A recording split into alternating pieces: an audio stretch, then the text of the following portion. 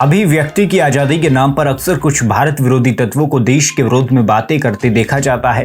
अक्सर अभिव्यक्ति की आजादी के नाम पर देश में आंदोलन खड़े हो जाते हैं, लेकिन समस्या तब उत्पन्न होती है जब इन आंदोलनों के मंच से भारत विरोधी बातें की जाती हैं। इन देश विरोधी तत्वों के भड़काऊ भाषणों के कारण देश में दंगे हो जाते हैं। दिल्ली के हिंदू विरोधी दंगे इसका प्रत्यक्ष उदाहरण है।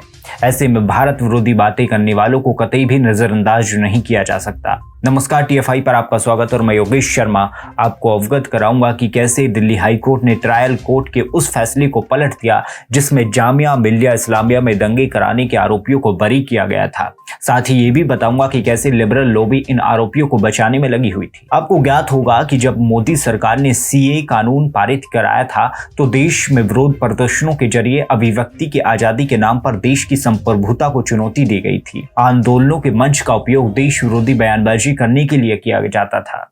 ऐसे में टुकड़े टुकड़े गैंग के लोगों ने सीएए के विरोध के बहाने देश तोड़ने तक की बात कर डाली थी। गौरतलब है कि नागरिकता संशोधन कानून के खिलाफ देश भर में चले आंदोलनों के बीच शर्जील इमाम का जामिया और अलीगढ़ में भड़काऊ भाषण देने का एक विवादित बयानों वाला वीडियो भी वायरल हुआ था। यही नहीं, शर्जील इमाम ने शाहीन बाग में भड़काऊ भाषण देते हुए कहा था कि बाकी भारत को नॉर्थ ईस्ट से जोड़ने वाला चिकन नेक मुस्लिम बहुल इलाका है और अगर सभी मुस्लिम इकट्ठा हो जाएं तो वे नॉर्थ ईस्ट को भारत से अलग कर सकते हैं। शर्जील इमाम पूर्वोत्तर दिल्ली में हुए हिंदू विरोधी दंगों में भी मुख्य आरोपी है, लेकिन इसके बावजूद देश की लिबरल लॉबी ने अभिव्यक्ति की आजादी के नाम पर देश के विरोध में बात करने वालों का हमेशा समर्थन किया है। देश की लिबरल लॉबी हमेशा देश को तोड़ने की बात करने वाले टुकड़े टुकड़े गैंग के सदस्य शर्जील इमाम के पक्ष में खड़ी रही है। परंतु अब लिबरल लॉबी और टुकड़े टुकड़े गैंग के सदस्यों के लिए एक बुरी खबर सामने आई है। दरअसल दिल्ली के जामिया हिंसा मामले में हाई कोर्ट ने 11 में से 9 आरोपियों के खिलाफ आरोप तय किए हैं।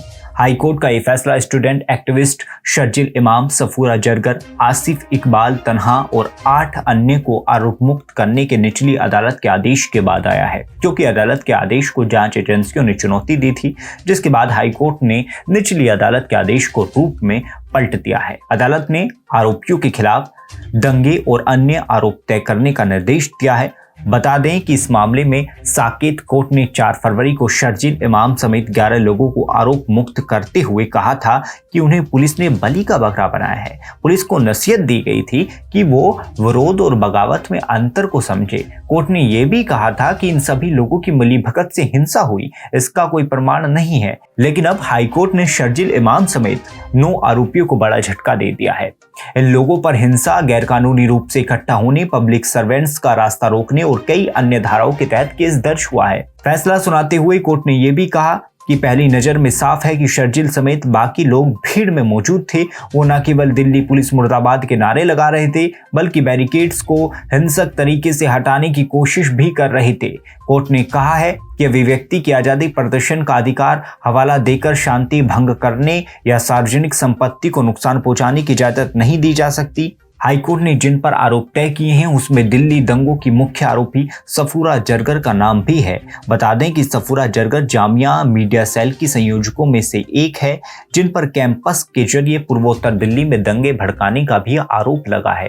इसी संबंध में सफूरा जरगर को दिल्ली पुलिस ने हिरासत में लिया था और यूएपीए के अंतर्गत कार्रवाई भी हुई थी। ज्ञात हो कि दिसंबर 2019 में दिल्ली की जामिया मिलिया इस्लामिया यूनिवर्सिटी के कुछ छात्रों और स्थानीय लोगों ने सिटीजनशिप अमेंडमेंट एक्ट और नेशनल रजिस्टर ऑफ सिटीजन यानी एनआरसी को लेकर विरोध प्रदर्शन किया था। इन लोगों ने ऐलान किया कि वे संसद तक रैली करेंगे। इस दौरान कथित छात्र नेताओं ने भड़काऊ बयानबाजियां की, जिससे विरोध प्रदर्शन हिंसक हो गया, जिसके कारण ये हिंसा जामिया यूनिवर्सिटी के साथ साथ आसपास के क्षेत्रों में भी भड़क गई थी। दिल्ली पुलिस ने इस मामले में 12 लोगों को आरोपी बनाया था। इन लोगों के खिलाफ दंगा करने और गैरकानूनी रूप से जमा होने समेत आईपीसी की कई धाराओं में केस हुए थे। हाईकोर्ट का जामिया इस्लामिया में हुए दंगे के आरोपियों के विरुद्ध आया ये फैसला स्वागत योग्य है। हाईकोर्ट का ये फैसला लिबरल लॉबी के पेट में दर्द पैदा कर सकता है, क्योंकि टुकड़े टुकड़े गैंग का बचाव करने में लिबरल लॉबी कड़ी मेहनत करती है और सोशल मीडिया के माध्यम से कथित छात्रों को लिबरल लॉबी की ओर से